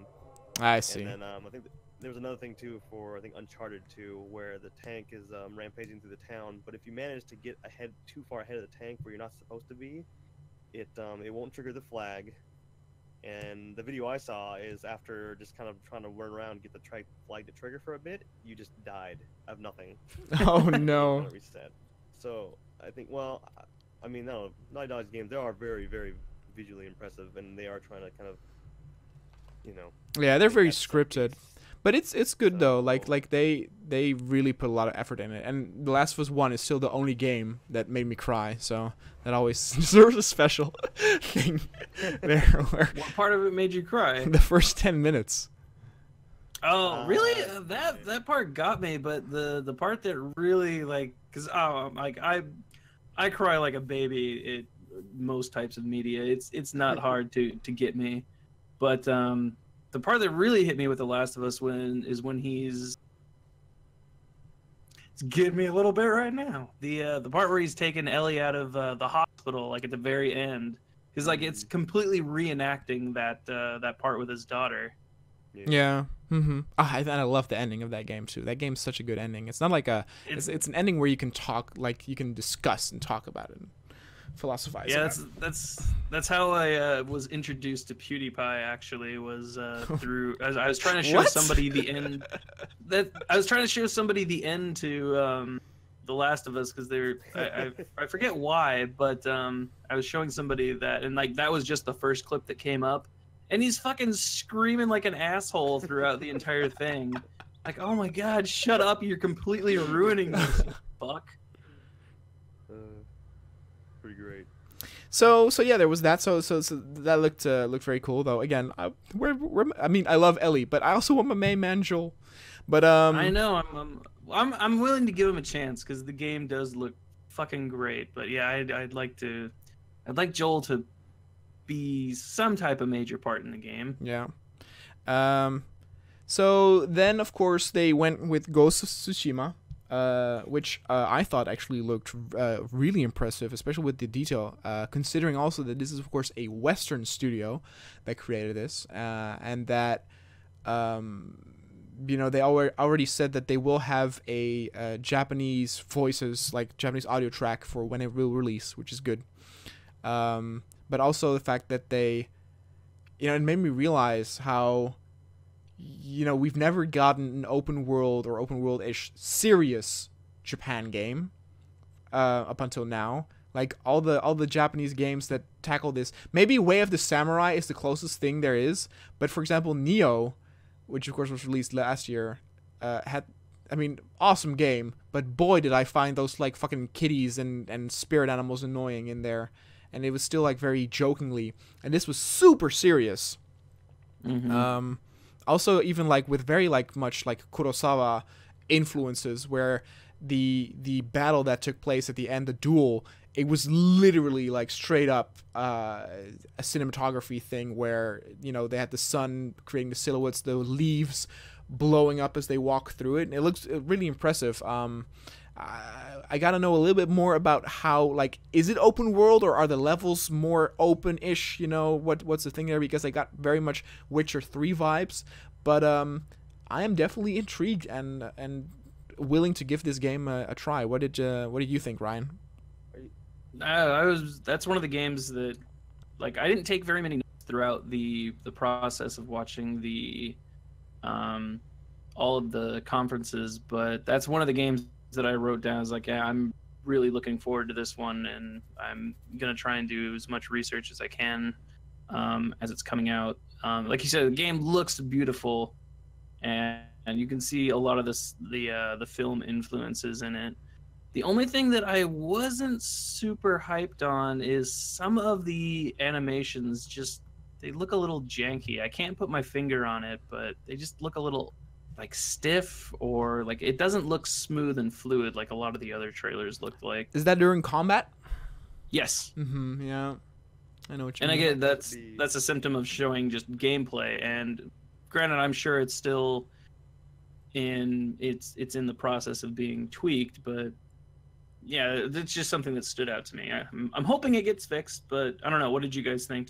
What did you think of it, Greg? I'd say that's a better sign of, because like I said, we guys talked about the overly cinematic games, like especially like Assassin's Creed.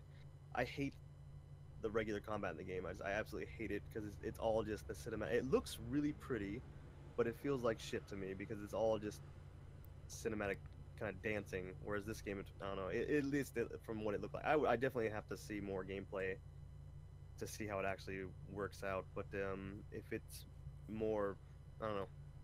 If it's less cinematic and more, I guess, actual physical reaction based, I think it might be at least funner to play. Maybe not as pretty looking. That being said, I don't like the other games that the studio's made, so I don't know. Do you guys play the Infamous games? Oh No. yeah, I That's played the I played the first one, and I played, was it Second Son? Is that the sequel? I really hate, like, I hated that was a red Second flag Son. for me. Actually, that was a red flag for me. So I saw who makes the game. That was the first thing I looked up too. I'm like, oh, I really don't like the games they make. It's Sucker Punch. They're based in actually Seattle, Ryan. Oh, well, I guess that makes sense with Second Son being set in Seattle and whatnot. And they did get like from. Yeah, exactly. But the thing I hated about Second Son is it's so, like, the guys, everything feels so, like, how do we put it, like, political.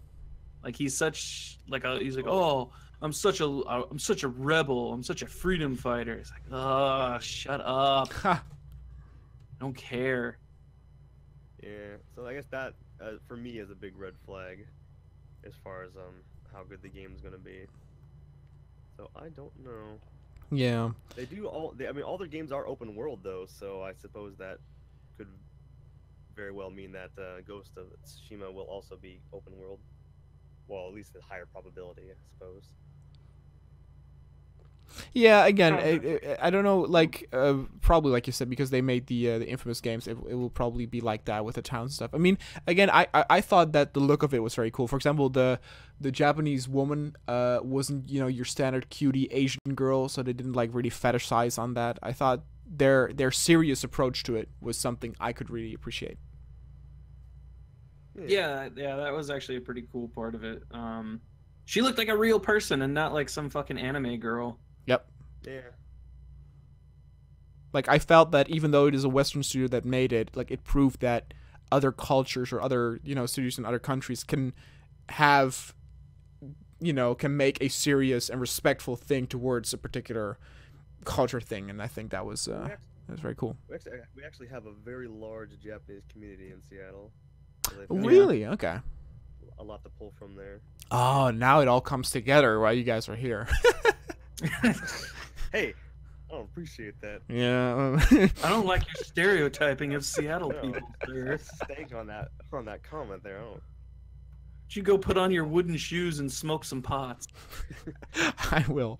So next up, of course, I know something that got you two quite hot. It actually took me quite a while to realize what the trailer was, and then I rewatched some other people doing a reaction, and they knew it the instant the screen popped up. But it was the trailer where first you're in the eyes of a rat, and I was like, "What the fuck is this?" Like, you're running through this cupboard, and I was like, "Okay, what?"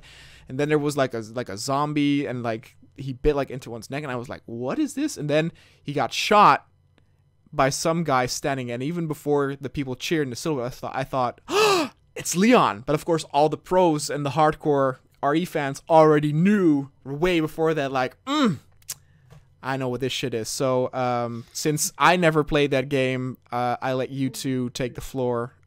Greg, why don't you tell us what you thought about the RE2? Well, I really like Resident Evil 2, and I really like Resident Evil 4. And you just put those two things together. I mean, I don't know. I'm pretty excited for it. Actually, one thing that's interesting, I was watching them play through the demo of it, and they were saying that the zombies are actually going to be a lot more difficult to kill, though. So, like, just finding one zombie in a hallway is not going to be, like, no big deal no more. Like, it seems like they're going to be tough to kill. Which, actually, I'm not sure how I feel about that. I don't like the bullet sponges. But, I mean, if you can maybe... Like, if you can shoot them intelligently, like maybe if you hit him in the knee and drop him that way, so maybe you can't kill him easily, but you can, what's the word I'm looking for? Disable them? Incapacitate them in an easy way. That might be a little better. See, I can do the words good. You teach that English. I do. Yeah, I'm pretty excited. Like I said, I think actually 4 might be the game out of the series I like to play the most. But then I like. Oh, really? You don't like the first Resident Evil 1 remake? Actually, I like the remake for it. That's pretty good. Actually, I was gonna say, sorry, before you get me off track there. I did not like the design for Claire. She looked weird. Yeah, well, I don't know. So I thought about that too. I don't know if it's the fact that she's been redesigned and that she just looks different from how she did in the original, or if I just genuinely don't like the design. I feel the original, she's wearing like, what is she wearing? She looks like she's wearing. Wait, what is she wearing? I have to go back and look. I thought she's she was wearing like more, cut-off shorts and something more practical. But then in this one, it looked like she had a very fancy blouse or something on. I don't know. I'd have to go look. I kind of thought the opposite. I didn't know. Because she's like a biker in the first one, right?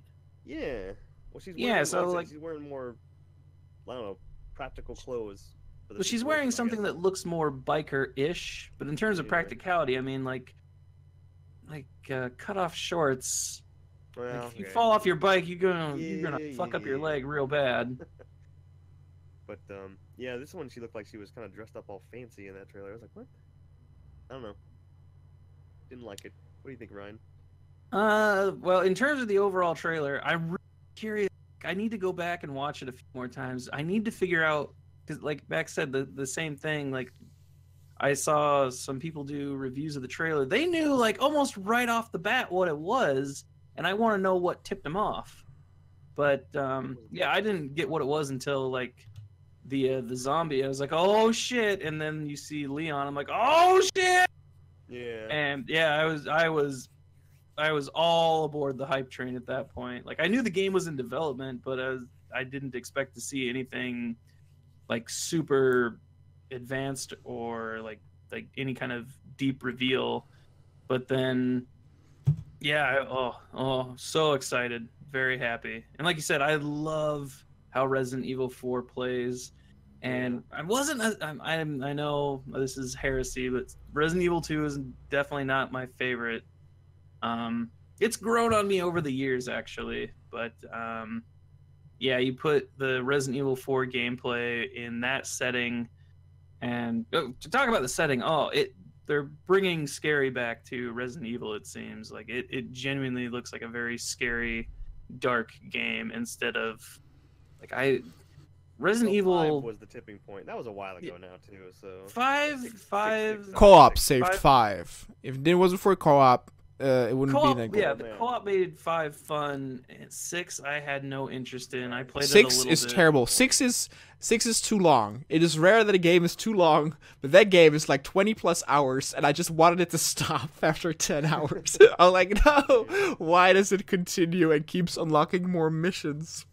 Yeah, exactly. And I guess so. Yeah, 7 was scary, but I'm sorry, 7 isn't a Resident Evil game. What? 7 is amazing. It's not a Resident Evil game though. It's too far of a departure from what I want from a Resident Evil game. It didn't feel like Resident Evil at all. Okay, that's.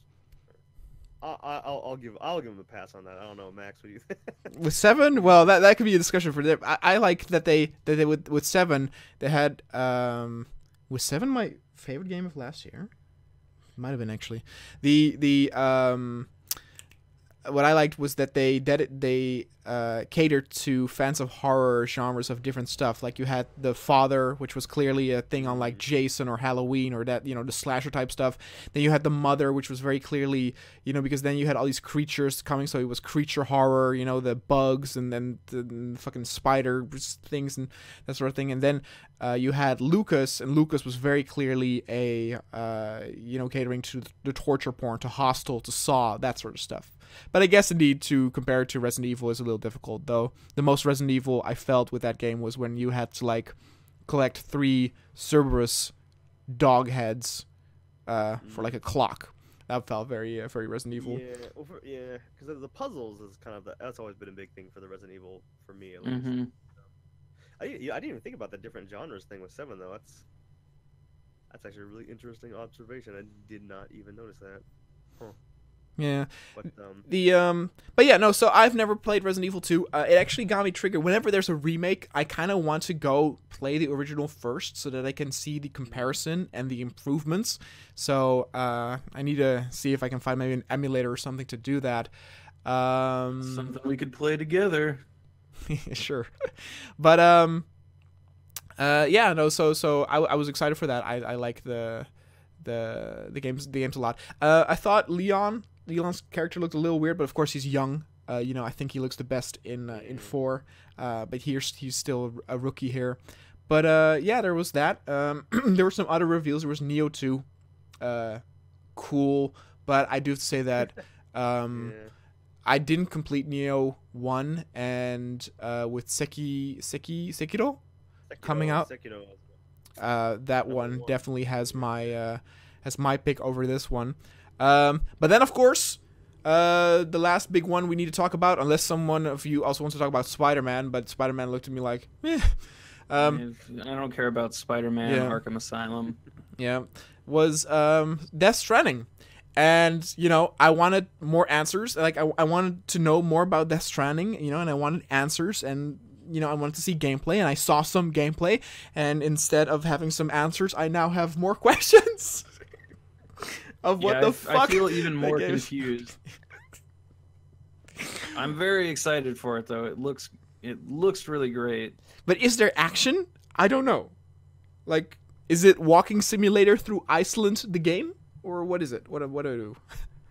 Who knows? I do love Norman Reedus though. I remember, I got into when the Boondock Saints first came out. I think that was the first time I saw Norman Reedus. But yeah, no, I've been a big fan of his acting for a while now. So I'm excited that he's in a game. They're giving him a chance after the shitstorm that was PT. Oh my god, Silent Hill still makes me sad.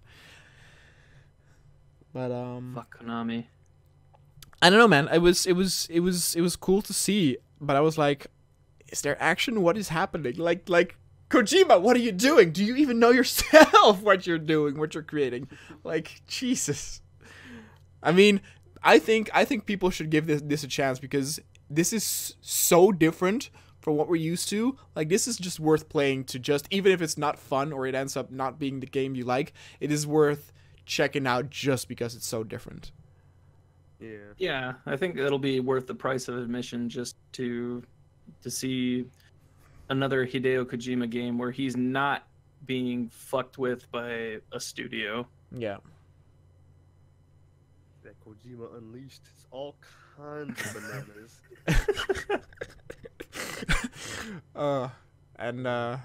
Yeah, I mean that fucking like stinger at the end of the trailer where that girl who looked very hot, but she ate this like worm fetus thing. So and long, too. and yeah, she enjoyed that Crunching. shit. And she enjoyed that. You can see the enjoyment on her face. I was like, oh my god, what is this game? So that was it. So that was the most important things we talked about at E3. So let's now end this podcast thingy with how about we each do our top 3 of games that stood out. It can be games, it can be trailers, pretty much whatever. And we can start with you, Ryan. What were your 3 highlights or 3 best games of E3? Definitely number 1 is No, start with 3. Start with 3. Oh, 3. Okay, 3. Fuck. 3 is Death damn, Stranding. Ryan. Don't even know how to do a list. I know. 3 is Death Stranding. 2 is Resident Evil. Oh, well, you could talk a little bit why, like in a minute or something, like why you have it on there. Okay. Like why it impressed you. Well, Death Stranding, just like I said, I can't give it the top slot. I'd love to, because I love Hideo Kojima, but I just don't know. It's such a fucking mystery right now. I have no idea what, but it looks interesting and it looks amazing. So I'll give that the number 3. 2's got to be Resident Evil, just because I love Resident Evil up until 4. I even love 3. 3's a great game, but yeah, I can't not be excited for it. Like I said, it looks creepy as hell. Looks exciting. Looks great. Very happy about it. And of course, number 1's got to go to The Last of Us 2.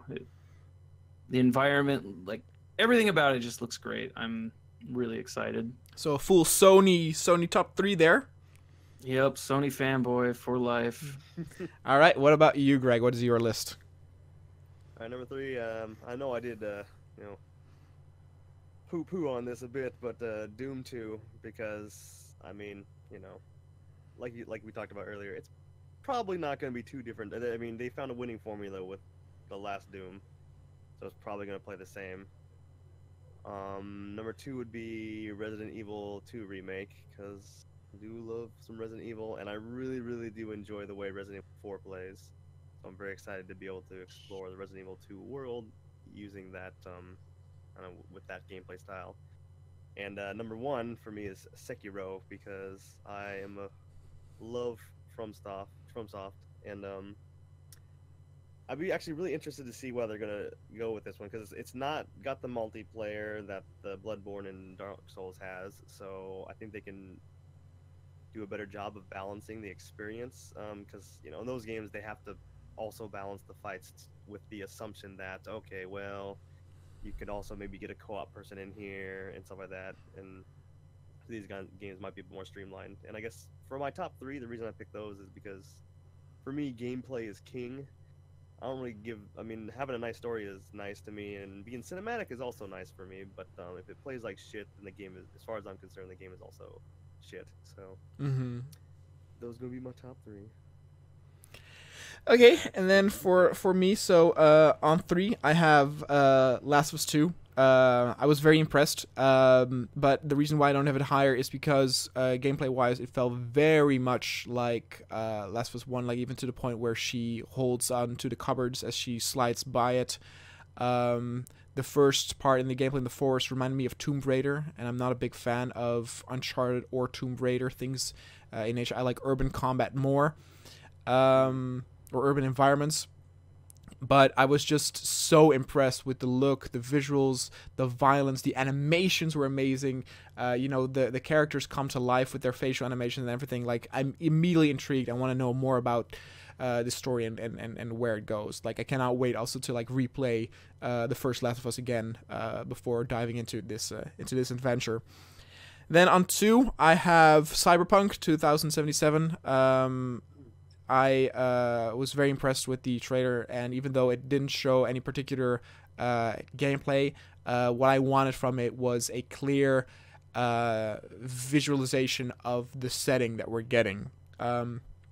Where, for example, for some reason I thought that the game would only take place at night, but instead, it's quite bright. There's even this mixture between Blade Runner and Miami Vice, where and the only thing I criticized in the trailer was that I thought that the main character looked like your generic douchebag, but I already found out that there is character customization, not only how you look, but also to where you can choose your background. Like, is your brother killed and you out for vengeance, or like was your family betrayed or whatever, that sort of thing. So that's very cool. And even though I didn't complete The Witcher 3, what I was very impressed by The Witcher 3 was how alive that world felt. Like, if you would go into a city, it was astounding how NPCs were doing their daily thing, and they took it up a notch here where visually it is so incredibly cool and my thing. Like, even like the little, I don't know what she is, a robot prostitute or something, like doing her eye makeup, and then as the camera zooms out you see that she's missing like half her mouth, reminiscing to that scene in fucking Ex Machina where the Asian girl peels off her skin and shit, and scariness and shit. And I was like, oh my god, this is my thing. And yeah, I cannot wait to see more there. And I also thought that the reveal of that was very cool, where it was Microsoft's ending. Phil Spencer did his ending announcement. I even forgot that rumors were that we were going to see Cyberpunk, and then the lights went out, and I was like, it's happening. So I thought that was very cool. And then on 1, which might be an anticlimax to some people. But I cannot wait. It's so my game, and I thought that showing 3 trailers was a little overkill, and one of them was even a rehashed thing, and they used the same theme over and over again. But Kingdom Hearts is my shit. That's my jam. Kingdom Hearts 2 is my favorite game of all time. And Square raped my childhood and the storyline of that game series. But even though the first trailer they showed the Xbox was cool, and I was like, oh my god, this is going to be awesome, I wasn't completely overwhelmed yet. And then Sony showed a trailer where they had the Pirates of the Caribbean level in there with ship gameplay, and I was like, oh, yes. I mean, if they, and I said this too during my reaction, if they had actually shown Star Wars in there, I would have gotten a heart attack. Like, I would have, that would be my wet dream. And I mean, it's coming out in January, so they still have some time. They're still hoping that they've got Star Wars. Now, knowing Disney, though, if we get Star Wars, we get the crappy 7 and 8. Actually, 7 is not that crappy. But we get, titty milk Luke in there. So maybe it's better if they won't put it in there. But, yeah, no, that's just my personal jam. And also just, worth mentioning, because it was not at any of the press conference we discussed, Hitman 2. Hitman 2 is also my jam, and it's getting a awesome introduction in the season 2 with the Miami level that looks amazing. And yeah, I cannot wait for that. So that was it. Is there anything still worth mentioning for one of you regarding E3 this year?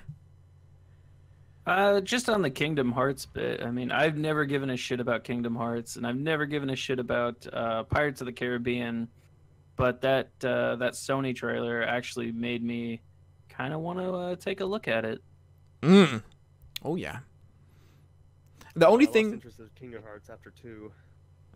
Yeah, well, again, 2 is my favorite game of all time, but then, again, like you said, they made so many spin-offs, and all the spin-offs also have, like, story connections to the fucking main story game. Like, it's not like just spin-offs where, sure, it's like, because it's shitty because they don't introduce new worlds or they rehash stuff, but they introduce characters and storylines that literally have an influence on 3, and I didn't recognize a lot of characters there because they were like characters from the PSP game or the 3DS game or that sort of stuff. So there's that, and of course also all those remakes that fucking Square did with the 1.5 remix or 2.5 or 2.8. I was like, stop this, god damn it, just give me the main fucking Kingdom Hearts 1, 2, 3. Oh, yeah, you should have waited on your PS4. Then you kind of got their fancy. No, it's ugly.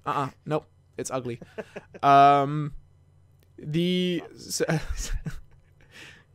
So yeah, the only thing though is people are a little worried with the Kingdom Hearts 3 because no Final Fantasy characters have been revealed, which I also need realized. Oh yeah, that's true. I mean, wouldn't it be awesome? Wouldn't it be awesome if you could go to a Final Fantasy world? I don't understand why they don't do that. There's still some time. They might reveal some stuff. Can you imagine going to that school from Final Fantasy 8? Oh God. Yeah, awesome. Oh, okay. See, right there, you pointed out exactly why that this doesn't happen. Okay, fuck it. It's like one of the ones I like the least. Well, see, none of the worlds are as iconic as the Disney worlds. I mean, I don't know. You go into a Disney world and you're like, oh, I know exactly what movie this is. You go into a Final Fantasy world and you're like, the fuck am I? Yeah, that's true. But it's weird though because I saw this like after show where they also were talking about this and they were like, I don't understand why people like this. Like, are there that many Disney fans? And it's like, no, like I wouldn't consider myself like a Disney fan how like, you know, Japanese girls are here in Japan, but it's like, you know, I usually watch some Disney game or movies. I watch them once and then that's it. But you know, they kind of stick out and they choose the classics that I watch over and over again, you know, during my childhood. So yeah, I mean in the new one they show Rapunzel, they show Frozen. You know, Frozen I saw 3 times, not because I wanted to, God, but because Jesus Christ, because someone else wanted to. Mm-hmm. No, we all know when Max goes and does karaoke, he's doing the Let It Go. Oh, I let it all go. I let it all go. So. You know, it has Rapunzel. It has again, the Pirates of the Caribbean one looked really really cool. Monsters Inc. looked cool. They really Pirates are. of the Caribbean, too realistic for that. I don't know, it's very an odd mesh. I know. Yeah, it was. Well, the thing there too was how in Kingdom Hearts 2, their Johnny Depp pirate didn't look the part and didn't sound the part. And here, he both looked and sounded the part. I was like, what is this? Like, even some of the others, like, I was like, oh my god, is that Orlando Bloom? No, it's not. But boy, did they make his face look very similar. I don't know. Johnny Depp isn't doing so well these days. Maybe he actually went in for mocap and voice acting. That'd be amazing. All right, I think that's it then. If you guys, we would also appreciate it if you guys let us know in the comments what you guys thought of E3. You know, give us maybe your top 3 games that stood out this year, or maybe the press conference that made it win for you. All in all, I think that this year's E3 was a pretty safe one. Again, we're at the end of a console generation, and I think next year's E3 is going to be very spectacular and also a little bit more exciting to see who brings the fire when it comes to introducing the new generation of consoles. Yeah, no, I like doing this. And if you also, guys, if you liked this podcast format, do let us know, because we were thinking about doing this like podcast thing, not necessarily just about E3, but also about other stuff in gaming news. So yeah, let us know if you want to see more, and we will definitely do more in the future. So thank you guys so much for listening or watching, and we'll see you guys next time.